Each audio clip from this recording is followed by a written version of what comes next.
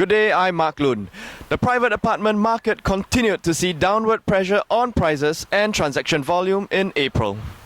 According to the Singapore Real Estate Exchange (SRX), the prices of private apartments fell by 0.7% in April 2015 compared to the previous month. Year on year, prices have dropped 4% from April 2014. While April 2015 prices were down 6.9% from the recent peak in January 2014. As you can see from our chart, an estimated 440 units of private apartments were resold in April 2015. This represents a drop of 2.7% when compared with March. It represents a 78.5% drop from the market's peak in April 2010.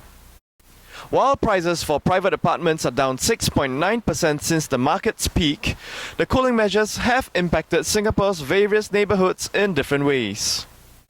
Some neighbourhoods have done better than the nation as a whole, while others have done worse. How has your neighbourhood performed during the cooling measures? If you're a homeowner, you'll want to know. On today's Private Property Report, we reveal which neighborhoods have been hit hardest by the cooling measures. Next on XTV, with your host, Mark Loon. Before we look at the numbers, let's define what we mean by the hardest hit neighbourhoods. By our definition, the hardest hit neighbourhoods are those with the biggest drop in price per square foot or PSF since the peak PSF in each of these neighbourhoods.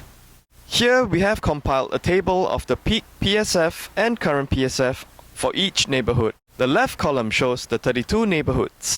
The second column shows the average peak PSF for each neighbourhood. Note that the peaks for each neighbourhood occurred at different times.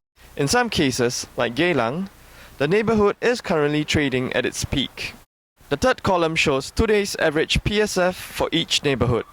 The fourth or last column shows the percentage loss for each neighbourhood.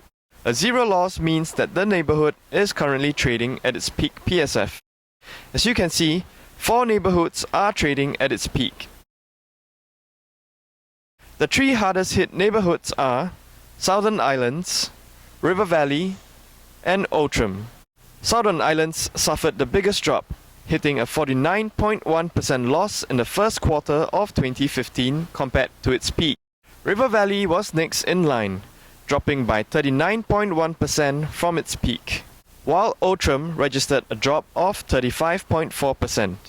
To check out the loss in PSF for other neighbourhoods, go to srx.com.sg/research.